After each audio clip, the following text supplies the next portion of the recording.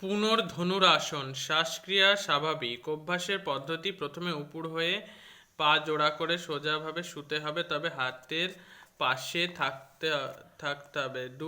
পা হাঁটু থেকে মুড়ে ভাঁজ করতে হবে। এরপর ডান হাত দিয়ে ডান পায়ের বুড়ো আঙুল এবং বাঁ হাত দিয়ে বাঁ পায়ের বুড়ো আঙুল ধরে দুটো ভাঁজ করে দু পায়ের পাতা সামনের দিকে টেনে মাথায় ঠেকাতে হবে। কনুই দুটোকে মাথার দুপাশের সামনের দিকে রাখতে হবে। হাঁটু দুটো যতটা সম্ভব সংলগ্ন রাখতে হবে। অন্তিম অবস্থায় আসনটি কিছু সময় ধরে রাখার পর ধীরে ধীরে প্রারম্ভিক অবস্থায় ফিরে আসতে হবে। সময়কাল মনে মনে 10 গুনতে হবে। অভ্যাস হয়ে গেলে এটা ক্রমশ বাড়ানো যেতে পারে। উপকারিতা: পেটে চর্বি ও বায়ু জমতে দেয় না। পিঠ ও কোমরের ব্যথা, কোষ্ঠবদ্ধতা, অম্বল, কোলাইটিস, হাঁপানি প্রভৃতি রোগে উপকারী। বুকের খাঁচা গঠনের ত্রুটি দূর করে সাহায্য করে। মেরুদণ্ড, কোমর, ঘাড়, হাঁটু নমনীয়তা বৃদ্ধি করে। সতর্কতা: উচ্চ রক্তচাপ, ফ্রোজেন শোল্ডার, উগ্র হাড়ের অসুখ, পেশি দুর্বলতা ইত্যাদি থাকলে নিজে থেকে এই আসন না করাই শ্রেয়। যোগ্য বিশেষজ্ঞদের ও যোগ্য চিকিৎসকের পরামর্শ নেওয়া বাঞ্ছনীয়। কপালভাতি যোগশাস্ত্রের শঠক ক্রিয়ার অন্যতম ক্রিয়া কপালভাতি। এই ক্রিয়া অভ্যাসের দ্বারা কপাল সহ মুখমণ্ডলের উজ্জ্বলতা বৃদ্ধি পায় বলে এই ক্রিয়ার নাম কপালভাতি। অভ্যাসের পদ্ধতি: প্রারম্ভিক অবস্থা।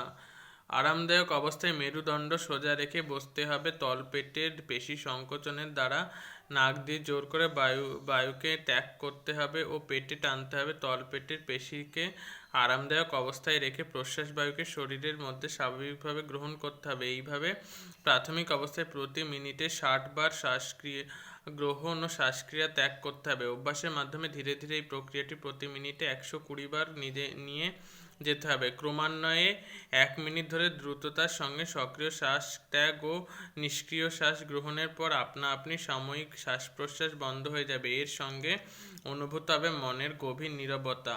মনে রাখার কিছু গুরুত্বপূর্ণ বিষয়: করণীয় এবং করণীয় না: বলপূর্বক তলপেটের পেশি সংকোচন করে শ্বাস ত্যাগ ও পেশিকে আরামদায়ক অবস্থায় রেখে শ্বাস গ্রহণ করতে হবে। তলপেটের পেশি ছাড়া কোনো অঙ্গের সঞ্চালন হবে না। উপকারিতা: এই আসন অভ্যাসের ফলে রক্তে কার্বন ডাই অক্সাইডের মাত্রা কমে যায়, মস্তিষ্কের কোষগুলি সক্রিয় হয়, শ্বাসনালী পরিষ্কার হয়, পেটের মধ্যবিত্ত অঙ্গ প্রত্যঙ্গগুলি উদ্দীপ্ত হয়। সীমাবদ্ধতা: শারীরিক অসুস্থতা, পেটে ক্ষত থাকলে এ ধরনের আসন অভ্যাস করা উচিত নয়।